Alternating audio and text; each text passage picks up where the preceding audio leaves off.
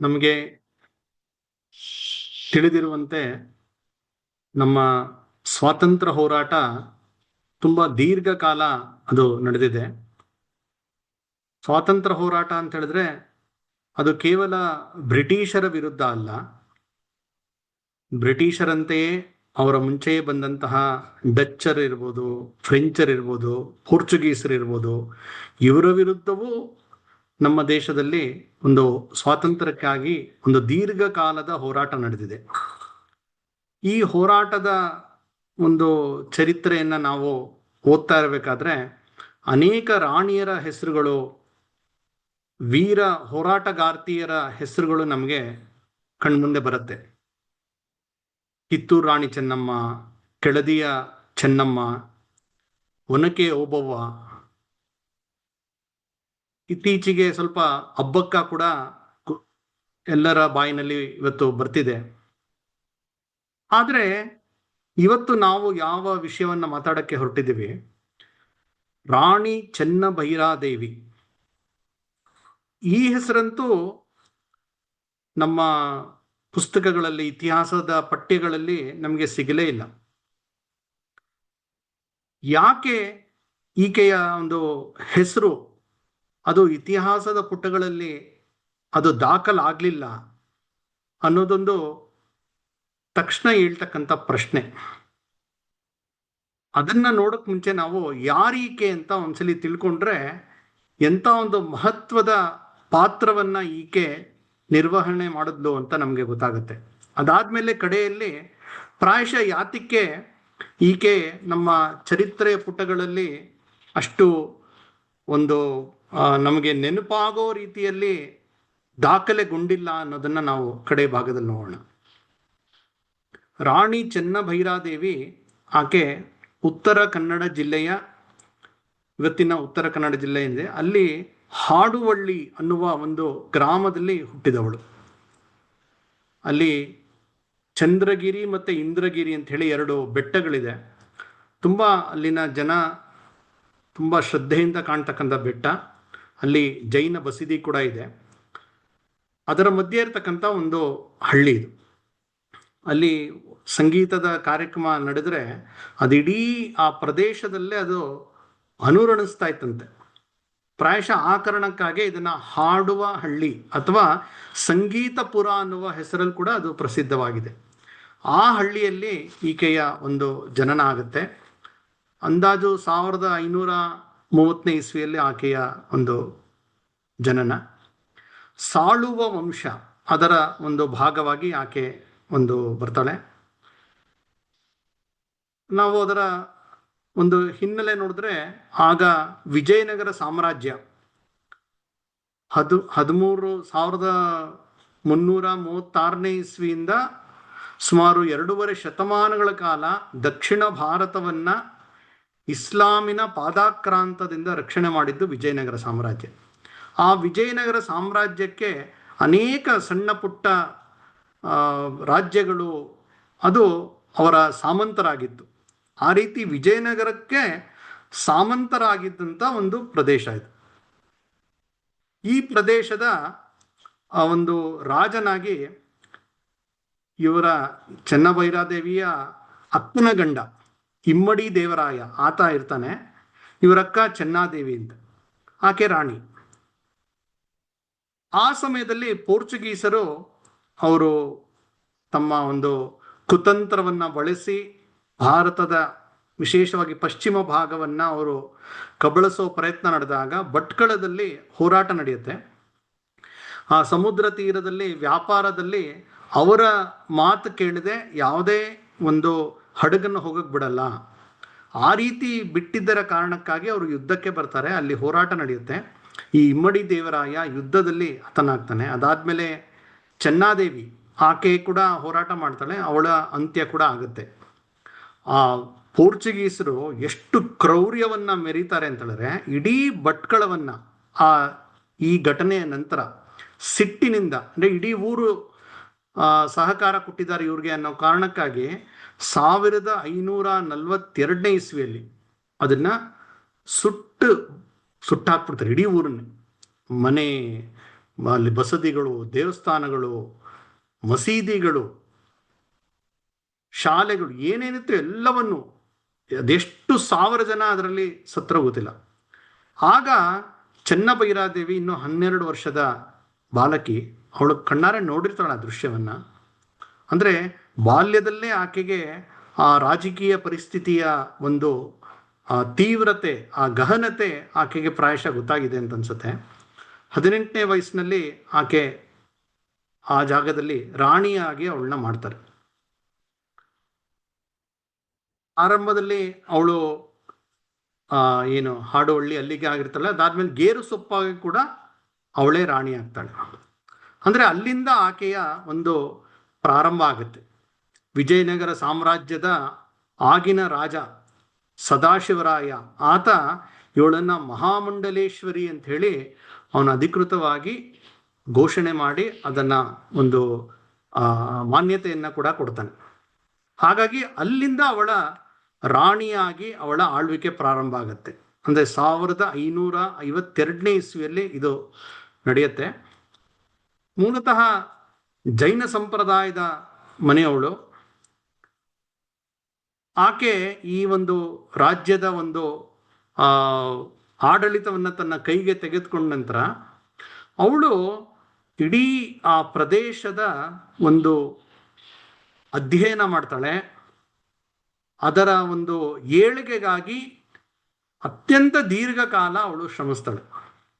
ಆ ಗೇರು ಸೊಪ್ಪ ಅಂತ ಏನು ಆ ಪ್ರದೇಶ ಇದೆ, ಆ ಹೆಸರಲ್ಲೇ ಹೇಳಿದಂತೆ ಗೇರು, ಗೇರು ಅಂದರೆ ಗೇರು ಬೀಜ, ಹೆಚ್ಚಾಗಿ ಅಲ್ಲಿ ಗೇರು ಬೀಜ ಬೆಳೀತಕ್ಕಂಥ ಪ್ರದೇಶ, ಹಾಗಾಗಿ ಗೇರು ಸೊಪ್ಪ ಅಂತ.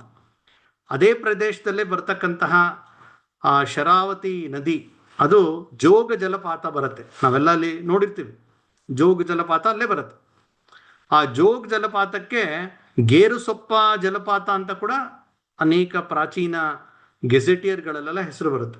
ಸೊ ಒಟ್ಟ ಆ ಪ್ರದೇಶ, ಆ ಸುತ್ತಮುತ್ತಲಿನ ಪ್ರದೇಶ, ಆ ಪ್ರದೇಶದಲ್ಲಿ ಒಂದು ವಿಸ್ತಾರವಾದಂತಹ ಭೂಪ್ರದೇಶವನ್ನು ಇವಳು ಅವಳ ರಾಜ್ಯಾಡಳಿತ ಸಮಯದಲ್ಲಿ ಅದನ್ನು ನೋಡಿಕೊಳ್ತಾರೆ.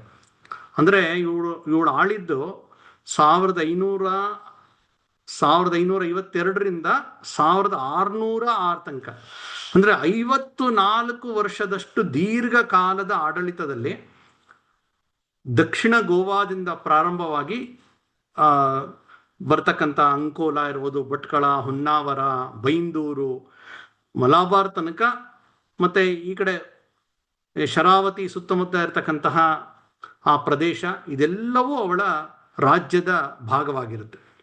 ವಿಶೇಷವಾಗಿ ಆಗಿನ ಕಾಲದ ಏನು ಪೋರ್ಟ್ ಅಂತ ಹೇಳ್ತಾರಲ್ಲ, ಅದಿದ್ದು ಒಂದು ಭಟ್ಕಳ, ಹೊನ್ನಾವರ ಮತ್ತು ಕಾರವಾರ, ಇದು 3 ಒಂದು ಕೇಂದ್ರ ಆಗಿರುತ್ತೆ, ವ್ಯಾಪಾರದ ಕೇಂದ್ರ.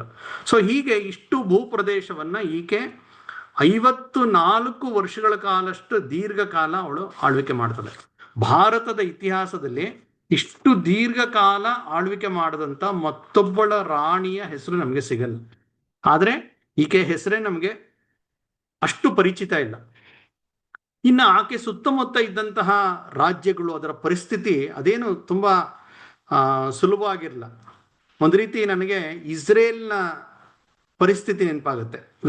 ಇವತ್ತೇನು ಇಸ್ರೇಲ್ ಇದೆ, ಸುತ್ತಲೂ ಸದಾ ಕತ್ತಿ ಮಸೀತಾ ಇರ್ತಕ್ಕಂತಹ ಶತ್ರು ದೇಶಗಳಿಂದಲೇ ಕೂಡಿದೆ. ಆ ರೀತಿಯಲ್ಲೇ ಅವರು ಜೀವನವನ್ನು ನಡೆಸಬೇಕು, ಅಂತಹ ಪರಿಸ್ಥಿತಿ ಈಕೆಗೂ ಇತ್ತು. ಮೇಲ್ಭಾಗದಲ್ಲಿ ಗೋವಾ ಇದೆ. ಗೋವಾ ಪೋರ್ಚುಗೀಸರ ಒಂದು ವಶವಾಗಿದೆ. ಸದಾ ಅವರು ಈ ಒಂದು ಭೂಪ್ರದೇಶವನ್ನು ಕಬಳಿಸಬೇಕು, ಇಲ್ಲಿರ್ತಕ್ಕಂತಹ ಏನು ಉತ್ಪನ್ನಗಳಿದೆ ಅದನ್ನು ತಮ್ಮ ತೆಕ್ಕೆಗೆ ತಗೊಳ್ಬೇಕು, ತನ್ನ ವ್ಯಾಪಾರ ಸುಲಭ ಮಾಡಿಕೊಳ್ಬೇಕು, ಜೊತೆಗೆ ಇಲ್ಲಿ ಮತಾಂತರ ಮಾಡಬೇಕು ಅಂತ ಸದಾ ಹೊಂಚಾಗ್ತಾ ಇರತಕ್ಕಂಥ ಪೋರ್ಚುಗೀಸರಿದ್ದಾರೆ. ಮತ್ತೊಂದು ಕಡೆ ಬಿಜಾಪುರ ಇದೆ. ಬಿಜಾಪುರದ ಆದಿಲ್ ಶಾ ನಮ್ಗೆ ಗೊತ್ತೇ ಇದೆ, ವಿಜಯನಗರಕ್ಕೆ ಅವರು ಶತ್ರುಗಳಾಯಿದ್ರು, ಅಂದರೆ ಹಿಂದೂ ರಾಜರ ಶತ್ರುಗಳಾಯಿದ್ರು. ಅಂತಹ ಒಂದು ಬಿಜಾಪುರನ ಆದಿಲ್ ಶಾಹನ ಒಂದು ರಾಜ್ಯ ಇದೆ.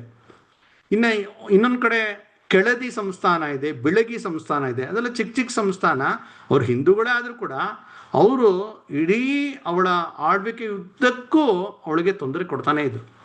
ಹೀಗೆ ಸುತ್ತಮುತ್ತ ಇರತಕ್ಕಂತಹ ಪ್ರತಿಯೊಂದು ಆ ರಾಜ್ಯಗಳು ಕೂಡ ಅವಳಿಗೆ ಸದಾ ಒಂದು ರೀತಿಯ ನಿದ್ದೆ ಕೆಡಿಸ್ತಕ್ಕಂತಹ ಶತ್ರು ಪ್ರದೇಶವೇ. ಆದರೆ ಅತ್ಯಂತ ಚಾಕಚಕ್ಯತೆಯಿಂದ ಅವಳು ಏನಂತಾರೆ ಇವತ್ತಿನ ಆಧುನಿಕ ಭಾಷೆಯಲ್ಲಿ ಜಿಯೋ ಪಾಲಿಟಿಕ್ಸ್ ಅಂತಾರಲ್ಲ, ಸ್ಟ್ರಾಟಜಿ, ಡಿಪ್ಲೊಮೆಸಿ ಅಂತ ಏನು ಶಬ್ದಗಳು ಬಳಸ್ತಾರೆ, ಅದು ಅವಳ ಒಂದು ದೀರ್ಘ ಆಳ್ವಿಕೆಗೆ ಬಹಳ ಮುಖ್ಯ ಕಾರಣ. ಯಾಕೆಂದರೆ ಇವರು ವಿಜಯನಗರ ಸಾಮ್ರಾಜ್ಯದ ಏನು ಇವಳು ಭಾಗವಾಗಿದ್ದರಿಂದ ಬಿಜಾಪುರ್ಗೆ ಶತ್ರುತ್ವ ಇರಬೇಕಾಯಿತು. ಆದರೆ ಬಿಜಾಪುರದವ್ರ ಜೊತೆ ಕೂಡ ಒಂದು ರೀತಿಯ ಎಷ್ಟು ಬೇಕೋ ಅಷ್ಟು ಒಂದು ಸಂಬಂಧವನ್ನು ಅವಳು ಯಶಸ್ವಿಯಾಗಿ ನಿರ್ವಹಿಸ್ತಾಳೆ. ಹೀಗೆ ಆ ಒಂದು ಚಾಕಚಕ್ಯತೆಯಿಂದ ಒಂದು ರಾಜ್ಯಾಡಳಿತವನ್ನು ದೀರ್ಘಕಾಲ ಮಾಡಿದ್ದರ ಪರಿಣಾಮ ನಮಗೆ ಸಾಕಷ್ಟು ಅದು ಲಾಭ ಆಗಿದೆ. ಮುಂದೆ ಅದನ್ನು ನಾವು ನೋಡೋಣ. ಏನು ಆ ಪೋರ್ಚುಗೀಸರು 1498ನೇ ಇಸ್ವಿಯಲ್ಲಿ ಭಾರತಕ್ಕೆ ಕಾಲಿಡ್ತಾನೆ. ವಾಸ್ಕೋ ಡ ಗಾಮ ಯುರೋಪಿನ ಎರಡು ಆಗಿದ್ದಂಥ ಅತ್ಯಂತ ಪ್ರಬಲವಾದಂಥ ದೇಶ, ಒಂದು ಸ್ಪೇನ್ ಮತ್ತು ಪೋರ್ಚುಗಲ್, ಯಾವಾಗಲೂ ಕಚ್ಚಾಡ್ತಾ ಇರ್ತಾರೆ. ಒಂದ್ಸಲಿ ಅವರ ಪೋಪ್ ಆತ ಬಂದು ಇಡೀ ಭೂಮಿಯನ್ನು 2 ಭಾಗ ಮಾಡ್ತೀನಿ, ಅವ್ರು ಯಾರು ಮಾಡೋಕ್ಕೆ, ಆದರೆ ಮಾಡ್ತಾರೆ ಪೋಪ್. ಮಾಡಿಬಿಟ್ಟು ಪೂರ್ವದ ದಿಕ್ಕಿಗೆ ಪೋರ್ಚುಗಲ್ ನೀವು ಹೋಗಿ, ಪಶ್ಚಿಮ ದಿಕ್ಕಿಗೆ ನೀವು ಸ್ಪೇನ್ ಹೋಗಿ. ಏನು ಹೋಗಿ ಅಂತ ಹೇಳಿದ್ರೆ ಅಂದರೆ ಲೂಟಿ ಮಾಡಲು ಇಡೀ ಭೂಮಿಯನ್ನು ಪೋಪು 2 ಭಾಗವನ್ನು ಮಾಡ್ತಾರೆ. ಸೊ ಈ ಕಡೆಗೆ ಪೂರ್ವದ ಕಡೆಗೆ ಪೋರ್ಚುಗಲ್ನ ಈ ನಾವಿಕ ಅಲ್ಲ, ಅವನು ಕೂಡ ಒಬ್ಬ ದೊಡ್ಡ ದರೋಡೆಕೋರನೇ. ಆದರೆ ಅಲ್ಲಿನ ರಾಜ ಹೇಳಿರ್ತಾನೆ, ನೀ ಏನು ಸಂಪತ್ತನ್ನು ತರ್ತೀಯ ಅದ್ರಲ್ಲಿ ಅರ್ಧ ಭಾಗ ನಂಗೆ ಕೊಡಬೇಕು, ಹೋಗ್ಬಾ ನೀನು ಅಂತ ಹೇಳಿ ಅವನಿಗೆಲ್ಲ ಹಡಗಲ ವ್ಯವಸ್ಥೆ ಮಾಡಿ ವಾಸ್ಕೋ ಡ ಗಾಮ ಅವನು ಈ ಕಡೆಗೆ ಬರ್ತಾನೆ. ಈ ಕಡೆ ಅಂದರೆ ಭಾರತನೇ, ಯಾಕೆಂದರೆ ಅತ್ಯಂತ ಸಂಪದ್ಭರಿತವಾದಂಥ ದೇಶ ಭಾರತ. ಬ್ರಿಟಿಷರು ಲೂಟಿ ಮಾಡುವ ತನಕವೂ ಇಡೀ ಜಗತ್ತಿನ 25% GDP ಭಾರತದ್ದಿತ್ತು. ಅಂತಹ ಶ್ರೀಮಂತ ದೇಶ ಭಾರತಕ್ಕೆ ಈ ಪೋರ್ಚುಗೀಸ್ ದೇಶದಿಂದ ಬಂದಂತಹ ಈ ವಾಸ್ಕೋ ಡ ಗಾಮ ಅವನು ಬರ್ತಾನೆ. ಅದಾದಮೇಲೆ ಅವರು ಬಂದಿದ್ದು ದಕ್ಷಿಣದ ಕೇರಳ ಕಡೆ ಆದರೂ ಕೂಡ ಕ್ರಮೇಣ ಕರಾವಳಿಯ ಪ್ರದೇಶವನ್ನೆಲ್ಲ ಅವರು ಕಬಳಿಸ್ತಾ ಹೋಗ್ತಾರೆ. ವಿಶೇಷವಾಗಿ ಗೋವಾ ಅವರ ಕೇಂದ್ರ ಆಗ್ಬಿಡುತ್ತೆ. ಗೋವಾ ತಮ್ಮ ಕೇಂದ್ರ ಮಾಡ್ಕೊಂಡ ನಂತರ ಒಂದು ಪ್ರಬಲವಾದಂಥ ಕೇಂದ್ರ, ಎಷ್ಟು ದೊಡ್ಡ ಕೇಂದ್ರ ಅಂದರೆ ಈ ಕಡೆ ಜಪಾನ್ ತನಕ ಮತ್ತು ಈ ಕಡೆ ಆಫ್ರಿಕಾ ತನಕ ಅವರ ಎಲ್ಲೆಲ್ಲಿ ಅವರ ಕಾಲೋನಿಗಳಿತ್ತು ಅದರ ಕೇಂದ್ರ ಗೋವಾ ಇರುತ್ತೆ. ಆ ಗೋವಾ ತಮ್ಮ ಒಂದು ಪ್ರಾಬಲ್ಯವನ್ನು ಗಟ್ಟಿ ಮಾಡ್ಕೊಳ್ತಾ ಅವರ ನಿಜವಾದ ಮುಖ ತೆರ್ಕೊಳ್ಳುತ್ತೆ. ಏನಂದರೆ ಅವರು ಬಂದಿದ್ದ ಉದ್ದೇಶವೇ ಒಂದು ಲೂಟಿ, ರಾಜ್ಯಾಡಳಿತ ಮತ್ತು ತಮ್ಮ ಮತವನ್ನು, ಕ್ರಿಶ್ಚಿಯಾನಿಟಿಯನ್ನು ಬಲವಂತವಾಗಿ ಹರಡ್ತಕ್ಕಂಥ ತಮ್ಮ ಒಂದು ನಿಜವಾದ ಮುಖವನ್ನು ತೋರಿಸ್ತಾರೆ. ಅದನ್ನು ಗೋವಾ ಇನ್ಕ್ವಿಸಿಷನ್ ಅಂತಲೇ ತುಂಬ ಪ್ರಸಿದ್ಧ. ಸೊ ಆ ರೀತಿ ಚೆನ್ನಭೈರಾದೇವಿ ಆಳ್ವಿಕೆ ಕಾಲದಲ್ಲಿ ಅಲ್ಲೇ ಪಕ್ಕದ ಗೋವಾದಲ್ಲಿ ಅಲ್ಲಿದ್ದಂಥ ಹಿಂದೂಗಳ ಮೇಲೆ ಈ ರೀತಿಯ ಒಂದು ಇನ್ಕ್ವಿಸಿಷನ್ ಅದನ್ನು ಮಾಡ್ತಾರೆ. ಏನು ಇನ್ಕ್ವಿಸಿಷನ್ ಅಂತ ಹೇಳಿದ್ರೆ, ಉಳಿದ ಏನು ಧರ್ಮ ಮತಗಳಿದೆ ಅದನ್ನು ನಿಷೇಧ ಮಾಡ್ತಾರೆ. ಯಾರು ಹಿಂದೂ ಸಂಪ್ರದಾಯವನ್ನು ಪಾಲನೆ ಮಾಡೋ ಹಾಗಿಲ್ಲ. ಯಾರು ಹಿಂದೂಗಳಿದ್ರೋ ಅವ್ರನ್ನ ಸರ್ಕಾರಿ ಕೆಲಸದಿಂದ ತೆಗೆದಾಕ್ಬಿಡ್ತಾರೆ. ನಿಮ್ಮ ಸರ್ಕಾರಿ ಕೆಲಸ ಬೇಕಾ, ನೀವು ಕ್ರಿಶ್ಚಿಯನ್ ಆಗಿ. ಆ ರೀತಿ ಬಲವಂತವಾಗಿ ತಮ್ಮ ಒಂದು ಮತವನ್ನು ಹೇರ್ತಾರೆ. ಯಾರು ಅದಕ್ಕೆ ಒಪ್ಪಲ್ಲ ಅವ್ರಿಗೆ ಎಲ್ಲ ರೀತಿಯ ಹಿಂಸೆಯನ್ನು ಕೊಡೋಕೆ ಮಾಡ್ತಾರೆ. ಅವರೇ ಬರೆದಿರ್ತಕ್ಕಂಥ ದಾಖಲೆ ಪ್ರಕಾರ ಗೋವಾದಲ್ಲಿ ಸುಮಾರು 300 ದೇವಸ್ಥಾನಗಳನ್ನು ಅವರು ಧ್ವಂಸ ಮಾಡ್ತಾರೆ. ಸಂಸ್ಕೃತ ಭಾಷೆಯನ್ನು ಅವರು ನಿಷೇಧ ಮಾಡ್ತಾರೆ. ಕೊಂಕಣಿ ಭಾಷೆ ಮಾತಾಡಬಾರ್ದು ಅಂತ ಹೇಳ್ತಾರೆ, ಮರಾಠಿ ಮಾತಾಡಬಾರ್ದು ಅಂತ ಹೇಳ್ತಾರೆ. ಅಂದರೆ ಎಲ್ಲ ರೀತಿಯಲ್ಲೂ ನಿಷೇಧ. ಪುಸ್ತಕಗಳು ಅವ್ರ ಕಣ್ಣಿಗೆ ಕಾಣಿಸಿದ್ರೆ ಸುಟ್ಟಾಕ್ಬಿಡ್ತಾ ಇರ್ತಾರೆ. ಯಾರು ಈ ರೀತಿಯ ಒಂದು ಮತಾಂತರಕ್ಕೆ ಒಪ್ಪಲ್ಲ ಅವ್ರನ್ನ ಸಾರ್ವಜನಿಕವಾಗಿ ಹತ್ಯೆ ಮಾಡಿದಂತಹ ನೂರಾರು ನಮಗೆ ಅವರ ದಾಖಲೆಗಳಲ್ಲೇ ಸಿಗುತ್ತೆ. ಅತ್ಯಂತ ಕ್ರೂರವಾಗಿ ಅವರ ನಾಲ್ಗೆಯನ್ನು ಕತ್ತರಿಸಿದ್ದಿರ್ಬೋದು, ಕಣ್ಣನ್ನು ಕಿತ್ತಿರುವಂಥದ್ದು, ಕಿವಿಯಲ್ಲಿ ಕಾದ ಕಬ್ಬಿಣವನ್ನು ಸಲಾಕೆಯನ್ನು ಹಾಕಿರುವಂಥದ್ದು, ಇದನ್ನೆಲ್ಲ ಅವರೇ ಅದನ್ನು ಬರೆದಿಟ್ಟಿದ್ದಾರೆ. ಸಾರ್ವಜನಿಕವಾಗಿ ಅವ್ರನ್ನ ತಲೆಯನ್ನು ಕಡ್ದಿರೋದಿರ್ಬೋದು, ಕುದಿತಾ ಇರ್ತಕ್ಕಂತಹ ಒಂದು ಎಣ್ಣೆಯಲ್ಲಿ ಅಥವಾ ನೀರಿನಲ್ಲಿ ಮಕ್ಕಳನ್ನು ಹಾಕಿರುವಂಥದ್ದು, ಈ ರೀತಿಯ ಒಂದು ಪೈಶಾಚಿಕ ಕೃತ್ಯ ಗೋವಾದಲ್ಲಿ ನಡೀತಾ ಇರಬೇಕಾದ್ರೆ ಅಲ್ಲಿರ್ತಕ್ಕಂಥ ಜನ ಹಿಂದೂಗಳು ಅಲ್ಲಿಂದ ಅವರು ತಮ್ಮ ಒಂದು ನಂಬಿಕೆಯನ್ನು ರಕ್ಷಣೆ ಮಾಡೋಕ್ಕೆ ಅವರು ಅಲ್ಲಿಂದ ವಲಸೆ ಬರ್ತಾರೆ. ಜನವಾರ ಹಾಕೊಳ್ಳೋ ಹಾಗಿಲ್ಲ, ಮನೆ ಮುಂದೆ ತುಳಸಿ ಇಟ್ಕೊಳ್ಳೋ ಹಾಗಿಲ್ಲ. ಈ ರೀತಿಯೆಲ್ಲ ಒಂದು ಒಂದು ವಿಚಿತ್ರವಾದಂತಹ ಮತಾಂಧತೆ ಅದು ಬಂದಾಗ ಅಲ್ಲಿದ್ದಂಥ ಜನ ಸಹಜವಾಗಿ ಅಲ್ಲಿಂದ ತಮ್ಮ ರಕ್ಷಣೆಗಾಗಿ ಬರ್ತಾರೆ. ವಿಶೇಷವಾಗಿ ಗೌಡ ಸಾರಸ್ವತರು ಅಂತ ಕರೀತಾರೆ, ಅವರಲ್ಲಿ ದೊಡ್ಡ ಸಂಖ್ಯೆಯಲ್ಲಿದ್ದರು. ಅವರು ಮೂಲತಃ ಸರಸ್ವತಿ ನದಿ ತೀರದಲ್ಲಿದ್ದಂಥವ್ರು. ಯಾವಾಗ ಸರಸ್ವತಿ ನದಿ ಬತ್ತೋಯ್ತು ಎಷ್ಟೋ 1000 ವರ್ಷದ ಮುಂಚೆ ಅಲ್ಲಿಂದ ಅವರು ಬೇರೆ ಬೇರೆ ಕಡೆ ಅವರು ವಲಸೆ ಬರ್ತಾರೆ. ಆ ರೀತಿ ಈ ಪ್ರದೇಶದಲ್ಲಿ ದೊಡ್ಡ ಸಂಖ್ಯೆಯಲ್ಲಿ ಇರ್ತಾರೆ. ಆ ಗೌಡ ಸಾರಸ್ವತ ಸಮುದಾಯದವರು ಅವರು ಅಲ್ಲಿ ದಕ್ಷಿಣಕ್ಕೆ ಬಂದಾಗ ಅಲ್ಲಿ ಚೆನ್ನಭೈರಾದೇವಿಯ ಗೇರುಸೊಪ್ಪೆ ಈ ರಾಜ್ಯಕ್ಕೆ ಇಲ್ಲಿ ಆಶ್ರಯ ಕೇಳಿ ಬರ್ತಾರೆ. ಇಲ್ಲಿ ಆಕೆ ಅತ್ಯಂತ ಸಹೃದಯತೆಯಿಂದ ಅತ್ಯಂತ ಆತ್ಮೀಯವಾಗಿ ಅವ್ರಿಗೆ ಆಶ್ರಯವನ್ನು ಕೊಡ್ತಾರೆ. ಅವ್ರಿಗೆ ಬರೀ ಆಶ್ರಯ ಕೊಡೋದಷ್ಟೇ ಅಲ್ಲ, ಅವ್ರಿಗೆ ನೀವು ವ್ಯಾಪಾರ, ಯಾಕೆಂದರೆ ಅವರು ಸಾಕಷ್ಟು ಚಾಣಾಕ್ಷರು ಆ ಸಮುದಾಯದವರು. ಅವರ ಒಂದು ಸಾಮರ್ಥ್ಯ ನಮ್ಮ ಒಂದು ರಾಜ್ಯಕ್ಕೆ ಅನುಕೂಲ ಆಗಬೇಕು, ನೀವು ವ್ಯಾಪಾರ ಮಾಡಿ, ಕೃಷಿ ಮಾಡಿ, ಉದ್ಯೋಗಗಳಿಗೆ ಅವಕಾಶ, ಮತ್ತು ಸ್ವಲ್ಪ ಸಮಯ ಅವ್ರಿಗೆ ಟ್ಯಾಕ್ಸನ್ನ ಎಕ್ಸೆಂಪ್ಷನ್ ಕೂಡ ಕೊಡ್ತಾರೆ. ಯಾಕೆಂದರೆ ತುಂಬ ಅವರು ಎಲ್ಲವನ್ನು ಕಳ್ಕೊಂಡು ಬರಿಗೈ ದಾಸರಾಗಿ ಬಂದಿದ್ದಾರೆ ಅಂತ ಹೇಳಿ ಆ ಸಾರಸ್ವತ ಸಮುದಾಯಕ್ಕೆ ನಿರಾಶ್ರಿತರಾಗಿ ಬಂದಂಥವ್ರಿಗೆ ಇವಳು ಆಶ್ರಯ ಕೊಟ್ಟಂತ ಆಶ್ರಯದಾತೆ.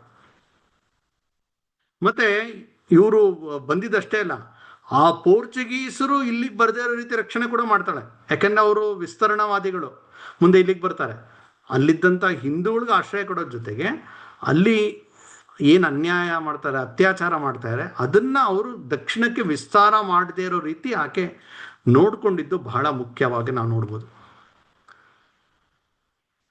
ಅವರ ಪೋರ್ಚುಗೀಸರಿಗೆ ಈಕೆ ಮೇಲೆ, ರಾಣಿ ಚೆನ್ನಭೈರಾದೇವಿ ಮೇಲೆ ಕಣ್ಣಿದ್ದೇ ಇರುತ್ತೆ. ಒಂದ್ಸಲಿ ಒಂದು ಪತ್ರವನ್ನು ಕಳಿಸ್ತಾರೆ. ಆ ಪತ್ರದಲ್ಲಿ ಬರೀತಾರೆ, ಎಲ್ಲರೂ ನಮಗೆ ಕಪ್ಪವನ್ನು ಕೊಡ್ತಾ ಇದ್ದಾರೆ, ನಿನ್ನ ರಾಜ್ಯದಿಂದ ಮಾತ್ರ ಬರ್ತಾ ಇಲ್ಲ, ಸುಮಾರು 6 ವರ್ಷದಿಂದ ಇದು ಬಾಕಿ ಇದೆ, ಇದನ್ನು ತಕ್ಷಣ ನೀನು ನೀಡಬೇಕು, ಇಲ್ಲ ಅಂದರೆ ಏನೇ ಇದರ ಆಗತ್ತೆ ಮುಂದೆ ಅದಕ್ಕೆ ತಯಾರಿರ್ಬೇಕಾಗತ್ತೆ ಅಂತ ವಾರ್ನಿಂಗ್ ಕಳಿಸ್ತಾರೆ. ಜೊತೆಗೆ ಅವರು ಯಾವುದೇ ವ್ಯಾಪಾರ ಮಾಡಬೇಕು ಅಂತ ಹೇಳಿದ್ರೆ ಅದು ಪೋರ್ಚುಗೀಸರಿಗೆ ಕರ್ತಾಜ್ ಟ್ಯಾಕ್ಸ್ ಕಟ್ಟಬೇಕಾಗಿರುತ್ತೆ. ನೀ ಡೈರೆಕ್ಟಾಗಿ ಬೇರೆಯವ್ರಿಗೆ ಮಾರೋ ಹೋಗಿಲ್ಲ, ನಮ್ಮ ಮೂಲಕನೇ ಹೋಗಬೇಕು, ನೀನು ನಮ್ಮನ್ನ ಬೈಪಾಸ್ ಮಾಡಿ ವ್ಯಾಪಾರ ಮಾಡ್ತಾ ಇದೆಯಾ ಅಂತ ಹೇಳಿ ಆಕೆಗೆ ಪತ್ರ ಕಳಿಸ್ತಾ. ಇವರೇನು ಅದನ್ನು ಕೇರ್ ಮಾಡಲ್ಲ. ಇವಳಿಗೆ ಸುದ್ದಿ ಬರುತ್ತೆ ಅವ್ರು ಹೊನ್ನಾವರಕ್ಕೆ ಅಟ್ಯಾಕ್ ಮಾಡೋರು ಇದ್ದಾರೆ ಅಂತ ಹೇಳಿ. ಸ್ವತಃ ಚೆನ್ನಭೈರಾದೇವಿ ಸೈನ್ಯವನ್ನು ತಗೊಂಡು ಅವಳು ಅತ್ಯಂತ ಒಂದು ಚಾಣಾಕ್ಷತನದಿಂದ ಆ ಹೊನ್ನಾವರದ ಹತ್ತಿರ ತನ್ನ ಸೈನ್ಯವನ್ನು ಇಟ್ಕೊಂಡು, ಅಲ್ಲಿ ಹತ್ತಿರದೊಂದು ದ್ವೀಪ ಇರುತ್ತೆ, ಅಲ್ಲಿ ನೆಲೆ ಮಾಡಿ ಅವರು ಹಡಗಲ್ಲಿ ಬಂದಾಗ ಅವ್ರನ್ನ ಎದುರಿಸ್ತಾರೆ. ಯುದ್ಧ ನಡೆಯುತ್ತೆ. ಪೋರ್ಚುಗೀಸರು ಕಲ್ಪನೆ ಮಾಡ್ಕೊಂಡಿರಲ್ಲ, ಆ ರೀತಿ ಅವ್ರಿಗೆ ಒದೆತ ಬೀಳುತ್ತೆ. ಅವರ ಏನೇನು ಹಡಗಿತ್ತು ಅಷ್ಟು ನಾಶ ಆಗ್ಬಿಡುತ್ತೆ.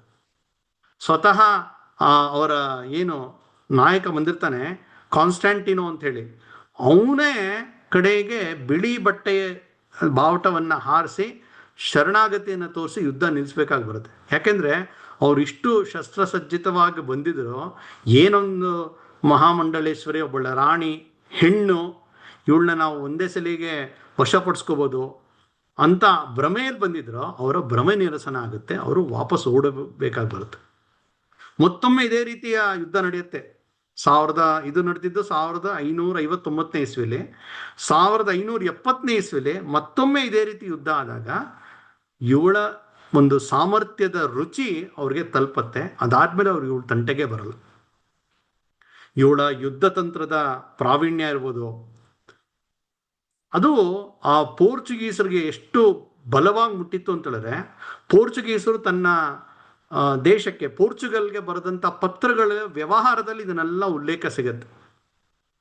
ಅದರಲ್ಲಿ ಬರೀತಾ, ಇಲ್ಲೊಬ್ಳು ರಾಣಿ ಇದ್ದಾಳೆ, ಅವಳು ನಮಗೆ ತುಂಬ ಒಂದು ತಲೆನೋವಾಗಿದ್ದಾಳೆ, ಅವಳನ್ನು ನಿಗ್ರಹ ಮಾಡೋಕ್ಕೆ ಗೊತ್ತಾಗ್ತಾ ಇಲ್ಲ, ತುಂಬ ಕಷ್ಟ ಆಗ್ತಾ ಇದೆ ಅಂತ ಹೇಳಿ ಇಲ್ಲಿನ ಗವರ್ನರು ಪೋರ್ಚುಗಲ್ಗೆ ಬರೆದಂಥ ವರದಿಗಳಲ್ಲಿ ಪತ್ರಗಳಲ್ಲಿ ಈಕೆಯ ಒಂದು ಶೌರ್ಯವನ್ನ ಉಲ್ಲೇಖ ಮಾಡಿರೋದು ನಮಗೆ ಸಿಗುತ್ತೆ. ಆದರೆ ಅದ್ರ ಜೊತೆಗೆ ಒಂದ್ಸಲಿ ಒಂದು ಗುಂಪು ಬಂದು ಇವಳಿಗೆ ಒಂದು ಮನವಿ ಕೊಡುತ್ತೆ, ನೀನು ಸೈನ್ಯ ತಗೊಂಡು ಯಾಕೆ ಗೋವಾ ಮೇಲೆ ಅಟ್ಯಾಕ್ ಮಾಡಬಾರ್ದು ಅಂತ. ಯಾಕೆಂದ್ರೆ ಅವ್ರನ್ನ ಇಲ್ಲಿ ಬರಕ್ ಬಿಡ್ತಾ ಇಲ್ಲ, ಆದರೆ ನಾವ್ಯಾಕೆ ಹೋಗಿ ಗೋವಾವನ್ನು ವಶಪಡಿಸ್ಕೋಬಹುದು ಅಂತ. ಆಗ ಚೆನ್ನಬೈರಾದೇವಿ ಹೇಳ್ತಾಳೆ, ನಾನೇ ನಾನು ಯಾರ ಮೇಲೆ ಆಕ್ರಮಣ ಮಾಡಲ್ಲ, ಅಕಸ್ಮಾತ್ ನಮಗೆ ತೊಂದರೆ ಕೊಡಕ್ಕೆ ಬಂದರೆ ನಾನು ಆತ್ಮರಕ್ಷಣೆ ಮಾಡ್ಕೊಳ್ತೀನಿ ಅಂತ. ಪ್ರಾಯಶಃ ಆಕೆ ಜೈನ ಸಮುದಾಯದಲ್ಲಿ ಬಂದಂಥ ಆ ಮೌಲ್ಯಗಳು ಕಾರಣ ಇರ್ಬೋದು, ಅಥವಾ ಭಾರತದ್ದೇ ಗುಣ ಇದು. ಭಾರತದ ಇತಿಹಾಸ ನೋಡಿದ್ರೆ ನಾವು ಇನ್ನೊಂದು ದೇಶದ ಮೇಲೆ ಆ ಥರ ಆಕ್ರಮಣ ಮಾಡಕ್ಕೆ ಹೋಗೇ ಇಲ್ಲ, ಯಾಕೆಂದ್ರೆ ನಮ್ಗೆ ಅದರ ಆಸಕ್ತಿ ಇಲ್ಲ. ನಮ್ಮಿಂದ ಭಾರತದಿಂದ ಹೊರಕ್ಕೆ ಹೋಗಿರೋದು ಯಾವುದು ಅಂತ ಹೇಳಿದ್ರೆ ಇಲ್ಲಿನ ಋಷಿಮುನಿಗಳು, ಜ್ಞಾನಿಗಳು, ತತ್ವಜ್ಞಾನಿಗಳು. ಇವತ್ತು ಯಾರು ಹೋಗೋದು? ವಿಜ್ಞಾನಿಗಳು ಅಥವಾ ಡಾಕ್ಟರ್ಸ್, ಇಂಜಿನಿಯರ್ಸ್ ಹೋಗ್ತಾರೆ. ಅಂದರೆ ಭಾರತ ಇನ್ನೊಂದು ನೆಲದ ಮೇಲೆ ಅನವಶ್ಯಕವಾಗಿ ಆಕ್ರಮಣ ಮಾಡಲ್ಲ. ಆ ಪ್ರಾಯಶಃ ಗುಣ ಅವಳಲ್ಲಿ ಈ ಒಂದು ಮಾತು ಹೊರಡಿಸ್ತು ಅಂತ ಅನ್ಸುತ್ತೆ. ಮುಂದೆ ಒಂದು ಪ್ರಯತ್ನ ಕೂಡ ಮಾಡ್ತಾಳೆ, ಅಂದರೆ ಇವ್ರನ್ನ ಒಂದು ಏನಾರು ಮಾಡಿ ನಿಗ್ರಹ ಮಾಡಬೇಕು ಅಂತ. ಯಾಕೆಂದ್ರೆ ಅವರ ಉಪಟಳ ಜಾಸ್ತಿ ಆದಾಗ ಅವಳ ಒಂದು ರೀತಿಯ ಡಿಪ್ಲೊಮೆಸಿ ಯಾವ ಥರ ಇತ್ತು ಅಂತ ಹೇಳಿದ್ರೆ, ದಕ್ಷಿಣದ ಕೊಚ್ಚಿಯ ಝ್ಯಾಮುರಿನ್ ಅಂತ ಕರೀತಾರೆ, ಆ ರಾಜರನ್ನ ವಿಶ್ವಾಸಕ್ಕೆ ತಗೊಂಡು, ಅದಾದ್ಮೇಲೆ ಬಿಜಾಪುರದ ಆದಿಲ್ ಶಾ, ಅಹಮದ್ ನಗರದ ಸುಲ್ತಾನ ಇರ್ಬೋದು, ಗುಜರಾತ್ನಲ್ಲೊಬ್ಬ ಸುಲ್ತಾನ ಇರ್ತಾನೆ. ಸೊ ಈ ರೀತಿ ಎಲ್ಲರ ಒಂದು ಅಲಯನ್ಸ್ ತರ ಮಾಡಿ ಒಟ್ಟಾಗಿ ಈ ಪೋರ್ಚುಗೀಸ್ನ ಹೊಡೆದೋಡಿಸ್ಬೇಡ ಅಂತ ಒಂದು ಪ್ರಯತ್ನ ಮಾಡ್ತಾರೆ. ಆದರೆ ಅದು ಪೂರ್ಣ ಪ್ರಮಾಣ ಸಫಲ ಆಗಲ್ಲ. ಒಂದು ಹೊಂದಾಣಿಕೆ ಕೊರತೆ, ನಮ್ಮಲ್ಲೇ ಒಂದಷ್ಟು ಕೆಲವರಲ್ಲಿ ಒಂದು ರೀತಿ ಪೈಪೋಟಿ ಇರುತ್ತೆ, ಅದು ಒಂದು ಕಾರಣ. ಎರಡನೇದು ಆಯುಧ ಮತ್ತು ಶಸ್ತ್ರಾಸ್ತ್ರಗಳು ಸ್ವಲ್ಪ ಅವ್ರ ಹತ್ರ ಆಧುನಿಕ ಇರುತ್ತೆ, ನಮ್ಮಲ್ಲಿ ಇನ್ನೂ ಅಷ್ಟು ಆಧುನಿಕ ಆಗಿರಲ್ಲ. ಸೊ ಆ ಕಾರಣದಿಂದ ಇದಾಯಿತು. ಅಕಸ್ಮಾತ್ ಆ ಥರ ಆಗಿದ್ದಿದ್ರೆ ನಮ್ಗೆ ಗೊತ್ತಿರ್ಬೋದು, ಭಾರತಕ್ಕೆ ಸ್ವಾತಂತ್ರ್ಯ ಬಂದಿದ್ದು ಯಾವಾಗ ಅಂತ ಕೇಳಿದ್ರೆ ನಾವೆಲ್ಲರೂ ಪಟ್ ಅಂತ ಹೇಳ್ತೀವಿ 1947ನೇ ಇಸ್ವಿ ಅಂತ. ಆದರೆ ನಮಗೆ ನೆನಪಿರ್ಬೋದು, 47ನೇ ಇಸ್ವಿಲಿ ಭಾರತಕ್ಕೆ ಸ್ವಾತಂತ್ರ್ಯ ಬಂದರೂ ಕೂಡ ಪೂರ್ಣ ಭಾರತಕ್ಕೆ ಬರಲಿಲ್ಲ. ಗೋವಾ ಪೋರ್ಚುಗೀಸರ ಕೈಯಲ್ಲೇ ಇತ್ತು. ಗೋವಾ ಮುಕ್ತಿಯಾಗಿದ್ದು 1961ನೇ ಇಸ್ವಿಯಲ್ಲಿ. ಅಂದರೆ ನಮ್ಮ ದೇಶಕ್ಕೆ ಮೊದಲು ಬಂದಿದ್ದು ಪೋರ್ಚುಗೀಸರು, ಆಮೇಲೆ ಬ್ರಿಟಿಷರು, ಡಚ್ಚರು ಆಮೇಲೆ ಬಂದಿದ್ದು. ಆದರೆ ಕಡೆಯಲ್ಲಿ ಹೋಗಿದ್ದು ಪೋರ್ಚುಗೀಸರು. ಪ್ರಾಯಶಃ ಚೆನ್ನಬೈರಾದೇವಿ ಮಾಡಿದಂಥ ಈ ಪ್ರಯತ್ನ ಸಫಲ ಆಗಿದ್ದಿದ್ರೆ ಆವಾಗಲೇ ಪೋರ್ಚುಗೀಸರು ಈ ನೆಲವನ್ನು ಕಿತ್ತು ಹೊರಟೋಗ್ತಾ ಇದ್ರು. ಆದರೆ ಅದು ಸಫಲ ಆಗಲಿಲ್ಲ. ಬರೀ ಯುದ್ಧ ಅಷ್ಟೇ ಅಲ್ಲ, ವ್ಯಾಪಾರ, ಇದು ಅವಳ ಚೆನ್ನಬೈರಾದೇವಿಯ ಒಂದು ಸಾಧನೆ ಅಂತ ನೋಡಿದ್ರೆ ವ್ಯಾಪಾರದಲ್ಲಿ ಕೂಡ ನಾವು ನೋಡಬೇಕು ಅವಳ ಚಾಣಾಕ್ಷತೆ. ಈ ಕರಿಮೆಣಸು ಏನಿದೆ ಅದು ಒಂದು 15 ರೀತಿ ಇದೆ ಅಂತ ಹೇಳ್ತಾರೆ. ಅದರಲ್ಲಿ ವಿಶೇಷವಾಗಿ ಆಗಿನ ಕಾಲದಲ್ಲಿ ಕಾಡಲ್ಲಿ ಬೆಳೀತಾ ಇತ್ತು. ಯಾವಾಗ ಈ ಯುರೋಪು, ಅರಬ್ ದೇಶಗಳಲ್ಲಿ ಈ ಸಾಂಬಾರ್ ಪದಾರ್ಥ, ವಿಶೇಷವಾಗಿ ಮೆಣಸು, ಇದರ ಒಂದು ಬೇಡಿಕೆ ಜಾಸ್ತಿ ಆಗುತ್ತೆ, ಈಕೆ ಯೋಚನೆ ಮಾಡ್ತಾಳೆ, ಇದನ್ನ ಕೇವಲ ಕಾಡಲ್ಲಿ ಬೆಳೆದಿದ್ದನ್ನ ಕಿತ್ಕೊಂಡ್ಬರೋದು ಅಷ್ಟೇ ಅಲ್ಲ, ನಗರದಲ್ಲಿ ಕೂಡ ತೋಟಗಳಲ್ಲಿ ಯಾಕೆ ಬೆಳಿಬಾರ್ದು ಅಂತ ಹೇಳಿ ಅವಳು ಪ್ರೋತ್ಸಾಹ ಕೊಡ್ತಾಳೆ. ಹಾಗಾಗಿ ಹತ್ತಾರು, ನೂರಾರು, ಸಾವಿರಾರು ರೈತರು ತಮ್ಮ ತೋಟಗಳಲ್ಲಿ ಕರಿಮೆಣಸನ್ನ ಬೆಳೆಸ್ತಕ್ಕಂತಹ ಒಂದು ಪ್ರಾರಂಭ ಆಗುತ್ತೆ. ಇದ್ರ ಜೊತೆಗೆ ದಾಲ್ಚಿನ್ನಿ ಇರ್ಬೋದು, ಜಾಕಾಯಿ ಅಂತ ಕರೀತಾರೆ, ಜಾಕಾಯಿ, ಜಾಪತ್ರೆ, ಶುಂಠಿ, ಲವಂಗ, ಅಕ್ಕಿ, ಬೆಲ್ಲ, ಅಡಿಕೆ, ಗಂಧ, ಇದೆಲ್ಲವನ್ನು ಆಕೆ ಎಕ್ಸ್ಪೋರ್ಟ್ ಮಾಡೋಕ್ಕೆ ಒಂದು ವ್ಯವಸ್ಥಿತವಾದ ಪ್ರಯತ್ನ ಮಾಡ್ತಾರೆ. ಆಗ ಇವರು ಪೋರ್ಚುಗೀಸರು ಏನು ಮಾಡ್ತಾ ಇರ್ತಾರೆ ಅಂದರೆ, ಯಾವುದೇ ಒಂದು ವ್ಯಾಪಾರ ಆಗಬೇಕು ಅಂತೇಳಿದ್ರೆ ಆ ಹಡಗು ಅವರ ಏನು ಆ ಪ್ರಮುಖ ಬಂದರುಗಳಿತ್ತು, ಅದು ಹೊನ್ನಾವರ ಇರ್ಬೋದು, ಭಟ್ಕಳ, ಅಲ್ಲಿ ಅವರ ಒಂದು ಏನು ದೊಣ್ಣೆ ನಾಯಕ ಅಂತಾರ, ಅವ್ರು ನಿಂತ್ಕೊಂಡು ಅವ್ರಿಗೆ ಕೊಡಬೇಕು, ಅವ್ರ ಪರ್ಮಿಷನ್ ತಗೋಬೇಕು, ಕರ್ತಾಜ್ ಅಂತ ಅವ್ರಿಗೆ ಕೊಡಬೇಕು. ಹೀಗೆ ಅದನ್ನೆಲ್ಲ ಕಿತ್ತಾಕ್ಬಿಡ್ತಾರೆ. ಇವರಲ್ಲೇ ಕಾಂಪಿಟೇಷನ್ ಮಾಡಬೇಕು ಅಂತೇಳಿ ಡಚ್ಚರ್ಗೆ ಹೇಳ್ತಾಳೆ, ಬನ್ನಿ ನನ್ನ ಜೊತೆ ನೇರ ವ್ಯಾಪಾರ ಮಾಡಿ. ಯಾಕೆ? ಪೋರ್ಚುಗೀಸರ ಮೂಲಕ ಅಂತ. ಬ್ರಿಟಿಷರ್ ಕರೀತಾರೆ, ಅರಬ್ಬರನ್ನ ಕರೀತಾರೆ. ಅಂದ್ರೆ ಒಂದು ರೀತಿಯ ಕಾಂಪಿಟೇಷನ್ ಕ್ರಿಯೇಟ್ ಮಾಡ್ತಾರೆ. ಯಾಕೆ ಪೋರ್ಚುಗೀಸರಿಗೆ ಯಾಕೆ ಹಕ್ಕಿದ್ರ ಮೇಲೆ? ಇದು ನಾವು ಬೆಳೀತಾ ಇರೋದು, ನಾವೇ ಮಾರಾಟ ಮಾಡ್ತೀವಿ ಅಂತ ಹೇಳಿ ರೈತರಿಂದ ನೇರ ವ್ಯಾಪಾರ. ಹಾಗಾಗಿ ಆಕೆ ಒಂದು ರೀತಿಯ ಓಪನ್ ಮಾರ್ಕೆಟ್ ಆ ಒಂದು ಕಾನ್ಸೆಪ್ಟ್ನ ಬೆಳೆಸ್ತಾಳೆ. ಇದು ಪೋರ್ಚುಗೀಸರಿಗೆ ಬಹಳ ದೊಡ್ಡ ಹೊಡೆತ ಬೀಳುತ್ತೆ. ಸುಮಾರು 14 ದೇಶಗಳಿಗೆ ಎಕ್ಸ್ಪೋರ್ಟ್ ಪ್ರಾರಂಭ ಆಗುತ್ತೆ. ಒಂದು ರೀತಿ ಗ್ಲೋಬಲ್ ಟ್ರೇಡ್ ಹಬ್ ಆಗ್ಬಿಡುತ್ತೆ ಇವಳ ರಾಜ್ಯ. ಸ್ಪೇನ್, ಆಗ್ಲೇ ಹೇಳಿದಂತೆ ಸ್ಪೇನ್ ಅಮೆರಿಕ ಕಡೆ ಹೋಗುತ್ತೆ, ಪೋರ್ಚುಗಲ್ ಈ ಕಡೆ ಬರ್ತಾರೆ ಅವರು ಲೂಟಿ ಮಾಡಕ್ಕೆ. ಸ್ಪೇನ್ ಅಮೆರಿಕಾಗೆ ಹೋಗ್ತಾರೆ, ಅಮೆರಿಕಾದ ಮೂಲ ನಿವಾಸಿಗಳನ್ನ ಅವರು ನಿರ್ನಾಮ ಮಾಡ್ತಾರೆ. ಅದ್ರಲ್ಲಿ ವಿಶೇಷವಾಗಿ ಇನ್ಕಾ ಸಿವಿಲೈಸೇಷನ್ ಅಂತ ಇರುತ್ತೆ, ಆ ಪ್ರದೇಶವನ್ನ ಇವರು ವಶಪಡಿಸ್ಕೊಂಡಾಗ ಅಲ್ಲಿ ಅವ್ರಿಗೆ ಒಂದು ದೊಡ್ಡ ಬೆಳ್ಳಿಯ ಒಂದು ಗಣಿ ಅದು ಅವ್ರಿಗೆ ಸಿಗುತ್ತೆ. ಅಲ್ಲಿ ಎಷ್ಟು ಬೆಳ್ಳಿ ಇರುತ್ತೆ ಅಂದರೆ ಇಡೀ ಜಗತ್ತಿನಲ್ಲಿ ಆಗ ಎಷ್ಟು ಬೆಳ್ಳಿ ಇತ್ತೋ ಅಷ್ಟು ಬೆಳ್ಳಿ ಅಲ್ಲೇ ಸಿಗುತ್ತೆ ಅಂತ ಅವ್ರಿಗೆ ಆ ಒಂದು ಸಿಗುತ್ತೆ, ನಿಧಿ ಸಿಗುತ್ತೆ. ಅದನ್ನು ಅವರು ಅಲ್ಲಿಂದ ತೆಗೆದು ಅದೇ ಜನರನ್ನ ಆ ಒಂದು ಗಣಿ ಕಾರ್ಮಿಕರಾಗಿ ದುಡಿಸ್ಕೊಂಡು ಅವ್ರಿಗೆಲ್ಲ ಒಂದು ರೀತಿಯ ದೌರ್ಜನ್ಯ ದಬ್ಬಾಳಿಕೆಗಳನ್ನು ಮಾಡಿ ಆ ಎಲ್ಲ ಬೆಳ್ಳಿಯನ್ನು ಅವರು ಯುರೋಪ್ಗೆ ತರಕ್ಕೆ ಶುರು ಮಾಡ್ತಾರೆ. ಆ ಬೆಳ್ಳಿಯ ಪ್ರಮಾಣ ತುಂಬ ಜಾಸ್ತಿ ಆಗ್ಬಿಡುತ್ತೆ. ಎಲ್ಲರೂ ಅವಾಗ ಚಿನ್ನದ ವ್ಯಾಪಾರ ಚಿನ್ನದ ಜೊತೆ ಒಂದು ವ್ಯಾಪಾರ ಕೊಟ್ಟು ತಗೊಂಡು ಮಾಡ್ತಾ ಇರ್ತಾರೆ. ಆಗ ಇವಳು ಯೋಚನೆ ಮಾಡ್ತಾಳೆ, ನಾವ್ಯಾಕೆ ಬೆಳ್ಳಿನ ತಗೊಳ್ಬಾರ್ದು ವಾಪಸ್, ನಾವು ಏನೇ ಮಾರಾಟ ಮಾಡಿದ್ರೆ ವಾಪಸ್ ನಮ್ಗೆ ಬೆಳ್ಳಿ ಕೊಡಿ ಅಂತ ಹೇಳಿ. ಅಷ್ಟೊಂದು ಯಾರು ಬೆಳ್ಳಿ ಕೇಳ್ತಾ ಇರಲ್ಲ. ಇವಳು ಒಂದು ಇನ್ನು ಸುತ್ತಮುತ್ತ ರಾಜ್ಯ ಕೇರಳದ ಸಮೂರನ್ಗಿರ್ಬೋದು, ಬಿಜಾಪುರದವ್ರು ಎಲ್ಲರೂ ಹೇಳ್ತಾಳೆ ನೀವು ಬೆಳ್ಳಿ ಅಂತ ತಗೊಳ್ಳಿ ಅಂತ. ಒಂದು ರೀತಿ ಹೊಸ ಎಕೋಸಿಸ್ಟಮ್ ಡೆವಲಪ್ ಮಾಡ್ತಾರೆ. ಎಲ್ಲರೂ ಇವಾಗ ಡಾಲರಲ್ಲಿ ವ್ಯಾಪಾರ ಮಾಡ್ತಾ ಇದ್ರೆ ಏನು ಡಾಲರ್ ಬಿಟ್ಟು ಬೇರೆ ಕರೆನ್ಸಿನ ಮಾಡೋಣ ಅಂತ ಒಂದು ಏನು ಪ್ರಯತ್ನ ಮಾಡ್ತಾ ಇದ್ದಾರೆ ಕೆಲವರು. ಅದೇ ರೀತಿ ಆಕೆ ಬೆಳ್ಳಿಯಲ್ಲಿ ನಾವು ಸ್ವೀಕಾರ ಮಾಡ್ತೀವಿ ಅಂತ ಶುರು ಮಾಡಿದಾಗ ನೋಡ್ತಾ ನೋಡ್ತಾ ದೊಡ್ಡ ಪ್ರಮಾಣದಲ್ಲಿ ಬೆಳ್ಳಿ ಭಾರತಕ್ಕೆ ಬರಕ್ಕೆ ಶುರು ಆಗುತ್ತೆ. ಅತ್ಯಂತ ಶ್ರೀಮಂತ ಸಮೃದ್ಧ ಸಾಮ್ರಾಜ್ಯ ಆಗಿ ಇದು ರೂಪುಗೊಳ್ಳುತ್ತೆ. ಎಷ್ಟು ಯೋಚನೆ ಮಾಡಿಲ್ಲ ಅಂತ ಹೇಳಿದ್ರೆ, ಆ ಶರಾವತಿ ನದಿ ಅಲ್ಲಿ ಹರಿಯುತ್ತೆ. ಶರಾವತಿ ನದಿ ತೀರ್ಥಹಳ್ಳಿಯಲ್ಲಿ ಅಂಬು ತೀರ್ಥ ಅನ್ನುವ ಜಾಗದಲ್ಲಿ ಹುಟ್ಟುತ್ತೆ, ಚಿಕ್ಕದಾಗಿ ಹುಟ್ಟುತ್ತೆ. ಮತ್ತೆ ತುಂಬಾ ದೊಡ್ಡ ನದಿ ಏನಲ್ಲ, ಸುಮಾರು ಒಂದು 125-130 ಕಿಲೋಮೀಟರ್ ಹರಿಯುತ್ತೆ, ಹರ್ಕೊಂಡು ಬರುತ್ತೆ. ಜೋಗ್ ಜಲಪಾತ ಇದೆ, ಆಮೇಲೆ ಅದು ಮುಂದೆ ಹೋಗಿ ಸಮುದ್ರಕ್ಕೆ ಸೇರುತ್ತೆ. ಈ ನದಿ ಏನು ಬರುತ್ತೆ, ಈ ನದಿಯ ಮೂಲಕ ಒಂದು ಇನ್ಲ್ಯಾಂಡ್ ವಾಟರ್ ವೇಸ್ ಅಂತಾರಲ್ಲ ಅದನ್ನ ಪ್ರಾರಂಭ ಮಾಡ್ತಾರೆ. ಯಾಕಂದ್ರೆ ಸಾಗಿಸಕ್ಕೆ ನದಿಯ ದಿಕ್ಕಿನಲ್ಲೇ ಹೋದ್ರೆ ತುಂಬಾ ಸುಲಭ, ಆ ರೀತಿ ಹೋಗ್ಬೇಕು. ಜೊತೆಗೆ ಇದು ಸುರಕ್ಷಿತವಾಗಿ ಹೋಗ್ಬೇಕು ಅಂತೇಳಿ ದಾರಿಯುದ್ದಕ್ಕೂ ಅದಕ್ಕೆ ರಕ್ಷಣಾ ವ್ಯವಸ್ಥೆ.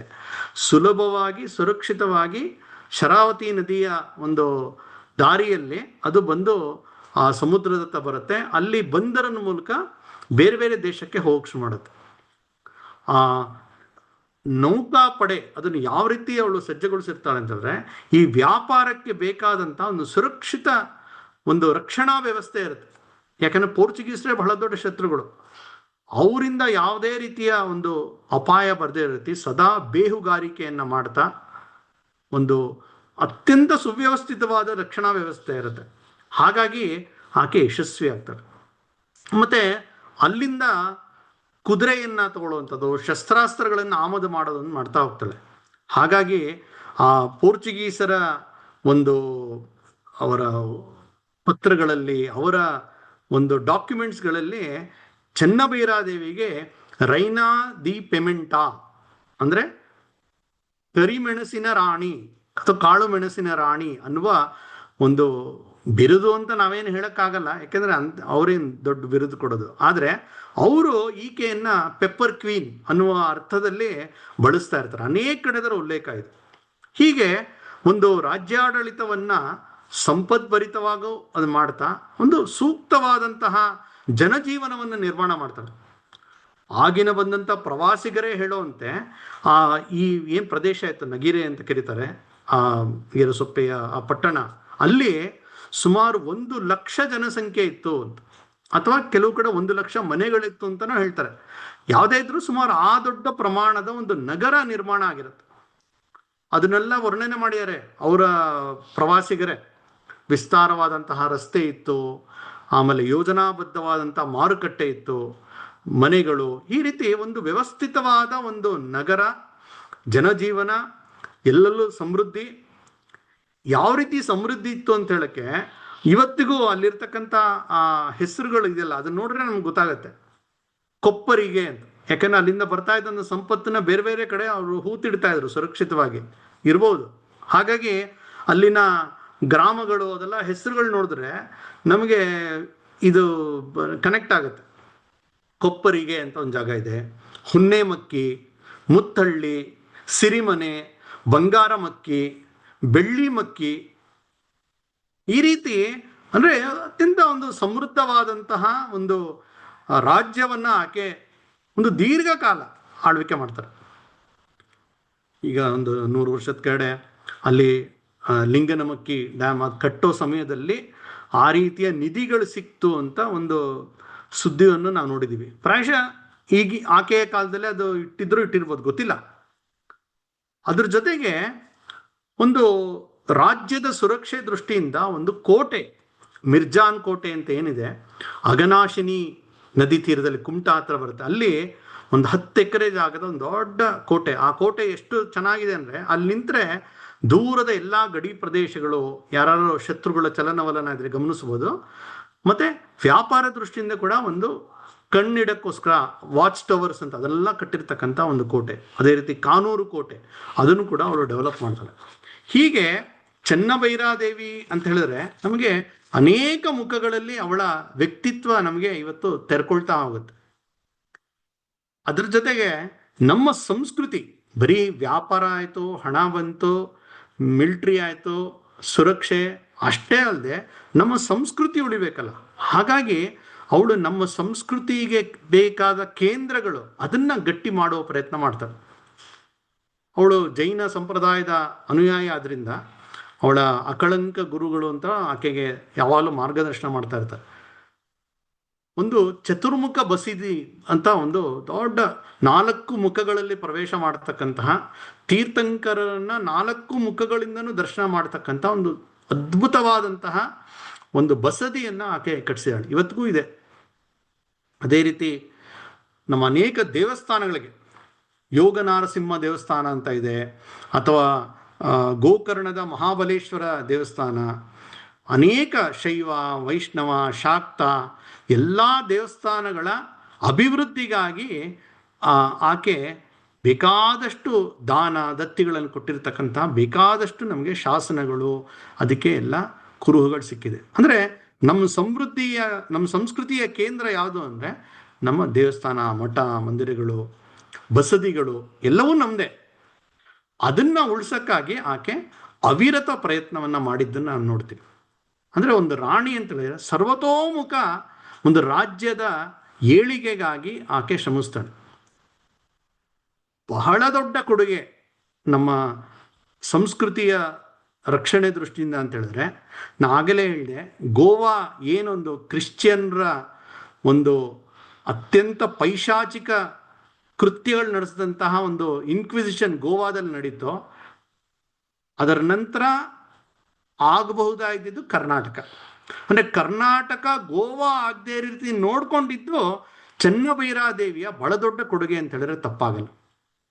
ಅಂದರೆ ಕಲ್ಪನೆ ಮಾಡ್ಕೊಳ್ಳಿ, ಆ ರೀತಿಯ ಮತಾಂತರ, ದೇವಸ್ಥಾನಗಳ ಧ್ವಂಸ, ನಮ್ಮ ಭಾಷೆ, ನಮ್ಮ ಎಲ್ಲವನ್ನೂ ಒಂದು ನೆಗೆಟ್ ಮಾಡ್ತಕ್ಕಂಥ ಒಂದು ಪಾಶವಿ ಪ್ರಯತ್ನ ಇತ್ತು, ಅದು ವಿಸ್ತಾರ ಆಗಿ ದಕ್ಷಿಣಕ್ಕೆ ಬರದೇ ರೀತಿ ನೋಡ್ಕೊಂಡಂತಹ ಒಂದು ಬಹಳ ದೊಡ್ಡ ಒಂದು ಕೊಡುಗೆ ಅದು ಚೆನ್ನಭೈರಾದೇವಿ ಅಂತ ನನಗನ್ಸುತ್ತೆ. ಇಂತಹ ಒಂದು ಚೆನ್ನಭೈರಾದೇವಿ ಅದೇ ಕಾಲದಲ್ಲಿ, ಸುಮಾರು ಅದೇ ಸಮಯದಲ್ಲಿ ಇಂಗ್ಲೆಂಡ್ನಲ್ಲಿ ಎಲಿಜಬೆತ್ ಇರ್ತಾಳೆ, ಕ್ವೀನ್ ಎಲಿಜಬೆತ್ I.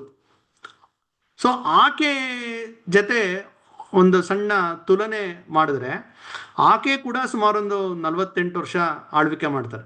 ಚೆನ್ನಭೈರಾದೇವಿ 54 ವರ್ಷ ಆಳ್ವಿಕೆ ಮಾಡ್ತಾರೆ. ಎಲಿಜಬೆತ್ ಆಕೆ ಸ್ಪೇನ್ ವಿರುದ್ಧ ಹೋರಾಟ ಮಾಡಿದ್ದಾರೆ, ಈಕೆ ಪೋರ್ಚುಗಲ್ ವಿರುದ್ಧ ಹೋರಾಟ ಮಾಡಿದ್ದಾರೆ.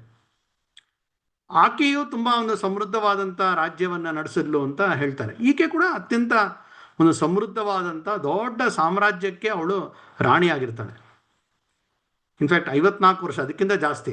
ಆದರೆ ಇಂಗ್ಲೆಂಡ್ನಲ್ಲಿ ಆ ಎಲಿಜಬೆತ್ಗೆ ಎಷ್ಟು ದೊಡ್ಡ ಸ್ಥಾನವನ್ನು ಇತಿಹಾಸದಲ್ಲಿ ಕೊಟ್ಟಿದ್ದಾರೆ. ಅವರು ಆಕೆನ ವರ್ಜಿನ್ ಮೇರಿ ಆಕೆ ಹೋಲಿಸ್ತಾರೆ. ಆಕೆ ಕುರಿತಾಗಿ ಅದೆಷ್ಟು ಪುಸ್ತಕಗಳು, ಆಕೆಯ ಪ್ರತಿಮೆಗಳು, ಆಕೆಯ ಬಗ್ಗೆ ನಾಟಕಗಳು, ಕಾದಂಬರಿಗಳು, ಅಂದರೆ ಒಂದು ರೀತಿಯ ಆದರ್ಶ ರಾಣಿ ಅಂತ ಆಕೆನ ಆ ಸ್ಥಾನಕ್ಕೆ ಇಡ್ತಾರೆ. ಆದರೆ ಭಾರತದಲ್ಲಿ ನಾವು ಆಕೆ ಹೆಸರು ಗೊತ್ತಿಲ್ಲದೆ ಇರೋವಂಥ ಸ್ಥಿತಿ. 500 ವರ್ಷಗಳಲ್ಲಿ ಆಕೆ ಇತಿಹಾಸದಲ್ಲಿ ಯಾವುದೇ ಸ್ಥಾನ ಪಡೀಲಿಲ್ವಲ್ಲ, ಯಾಕೆ ಅನ್ನುವ ಪ್ರಶ್ನೆ ನಮಗೆ ಕಾಡುತ್ತೆ. ಅದಕ್ಕೆ ಒಂದು ಉತ್ತರ ಅಥವಾ ಒಂದು ಕುರುಹು ನಾವು ನೋಡ್ಬೋದು ಅಂತ ಹೇಳಿದ್ರೆ, ಒಬ್ಬ ಇಟಾಲಿಯಿಂದ ಒಬ್ಬ ಪ್ರವಾಸಿಗ ಬರ್ತಾನೆ, ಪಿಯೆಟ್ರೋ ಡೆಲ್ಲಾ ವಿಲ್ಲಾ ಅಂತ ಹೇಳಿ. ಅವನು ಬೇರೆ ಬೇರೆ ದೇಶಕ್ಕೆಲ್ಲ ಸುತ್ತಾಡಿ ಭಾರತಕ್ಕೆ ಬರ್ತಾನೆ. ಭಾರತದಲ್ಲಿ ಅವನು ಇಲ್ಲಿಗೂ ಬರ್ತಾನೆ, ಆಮೇಲೆ ಕೆಳದಿ ಸಂಸ್ಥಾನಕ್ಕೆ ಬರ್ತಾನೆ, ಆಮೇಲೆ ಅವನು ಇನ್ನೂ ಸ್ವಲ್ಪ ಉಳ್ಳಾಲ ಕಡೆ ಹೋಗಿ ಹಬ್ಬಕ್ಕನ್ನು ಭೇಟಿ ಮಾಡ್ತಾನೆ. ಸೊ ಅವನು ಬರ್ದಿದ್ದಾನೆ ಒಂದಷ್ಟೆಲ್ಲ. ಅವನು ಬರೀತಾ ಒಂದು ಮಾತು ಹೇಳ್ತಾನೆ, ಏನಂದರೆ ಈಕೆ ಯಾರು ಚೆನ್ನಭೈರಾದೇವಿ, ಆಕೆ ಒಂದು ರಾಣಿ, ಒಂದು ದೀರ್ಘಕಾಲ ಆಡಲು, ಅದೆಲ್ಲ ಒಂದು ಭಾಗ ಆಯಿತು. ಅಂದರೆ ಅವನು ಅವಳ ಬಗ್ಗೆ ಒಂದು ಮಾತನ್ನು ಹೇಳ್ತಾನೆ. ಆಕೆ ಒಂದು ವ್ಯಕ್ತಿಯ ಜೊತೆ, ಅವರ ಸೇನಾಧಿಪತಿ ಜೊತೆ ಅವಳಿಗೆ ಒಂದು ಕೆಟ್ಟ ಸಂಬಂಧ ಇತ್ತು ಅಂತ ಒಂದು ಕಾಮೆಂಟ್ ಹಾಕ್ಬಿಟ್ಟಿದೆ. ಅವನು ಯಾರೋ ವಿದೇಶಿ ಅವನು. ಆದರೆ ಅದು ಎಂಥ ಮಟ್ಟಿಗೆ ನಮ್ಮಲ್ಲಿ ಇದಾಯ್ತು ಅಂತೇಳಿದ್ರೆ, ಯಾಕೆಂದರೆ ಒಂದು ಹೆಣ್ಣು ಅಂತೇಳಿದ್ರೆ ಅವಳು ಒಂದು ರೀತಿಯ ಅವಳ ನಡತೆ ಚೆನ್ನಾಗಿಲ್ಲ, ಯಾಕೆಂದರೆ ಅವಳು ಮದುವೆ ಆಗಿಲ್ಲ. ಆದರೆ ಅವಳಿಗೆ ಈ ರೀತಿ ಹೇಳಿದಾಗ ಪ್ರಾಯಶಃ ಆ ಕಾರಣಕ್ಕಾಗಿ ಅವಳ ಬಗ್ಗೆ ಮಹತ್ವ ಕಡಿಮೆ ಆಗೋಗಿರಬಹುದು ದಾಖಲೆಗಳಲ್ಲಿ. ಯಾಕೆಂದರೆ ತೀರಾ ಇತ್ತೀಚೆಗೆ ತನಕ ಕಾನೂರು ಕೋಟೆ ಯಾವುದೋ ಅವಳ ಒಂದು ಪ್ರಮುಖ ಕೇಂದ್ರವಾಗಿತ್ತು, ಆ ಕೋಟೆಯಲ್ಲಿ ಒಂದು ದೊಡ್ಡ ಬೋರ್ಡ್ ಹಾಕಿದ್ರು ಆ ಕೋಟೆ ಬಗ್ಗೆ, ಆ ಕೋಟೆ ಯಾರು ಕಟ್ಟಿಸಿದ್ದು ಇತ್ಯಾದಿಗಳೆಲ್ಲ ಹಾಕ್ತಾ, ಅಲ್ಲಿ ಈ ಕೋಟೆಯನ್ನು ಅಭಿವೃದ್ಧಿ ಪಡಿಸಿದ್ದು ರಾಣಿ ಚೆನ್ನಭೈರಾದೇವಿ ಅಂತ ಹಾಕಿ ಒಂದು ವಾಕ್ಯ ಹಾಕ್ತಾರೆ. ಆಕೆ ಅನೈತಿಕ ಸಂಬಂಧ ಇದ್ದಿದ್ದರಿಂದ ಅವಳು ರಾಜ್ಯ ಪತನವಾಯಿತು ಅಂತ ಒಂದು ವಾಕ್ಯ ಹಾಕ್ಬಿಟ್ಟಿದ್ದಾರೆ. ಏನಿದಕ್ಕೆ ಮೂಲ ಅಂತ ಹೇಳಿದ್ರೆ ಆ ಡೆಲ್ಲಾ ವಿಲ್ಲನ್ ಯಾರಾತ ಅಂತ, ಯಾರೋ ವಿದೇಶಿಗ, ಅವನು ಕೆಳದಿ ಸಂಸ್ಥಾನದಲ್ಲಿ ಕೂತ್ಕೊಂಡು ಬರೆದಿರ್ತಕ್ಕಂಥ ಈ ವಾಕ್ಯ. ಅದು ಯಾವಾಗ ಅಂದರೆ ಅವನು ಚೆನ್ನಭೈರಾದೇವಿ ನೋಡಿಲ್ಲ. ಚೆನ್ನಭೈರಾದೇವಿ 1606ನೇ ಇಸ್ವಿಯಲ್ಲಿ ತೀರ್ಕೊಳ್ತಾರೆ. ಅದಾಗಿ 17 ವರ್ಷದ ನಂತರ ಭಾರತಕ್ಕೆ ಬಂದಿದ್ದಾನೆ. ಅಂದರೆ ಭಾರತದ ಭಾಷೆ ಗೊತ್ತಿಲ್ಲ, ಭಾರತದ ಸಂಸ್ಕೃತಿ ಗೊತ್ತಿಲ್ಲ, ಭಾರತ ಇತಿಹಾಸವೂ ಗೊತ್ತಿಲ್ಲ.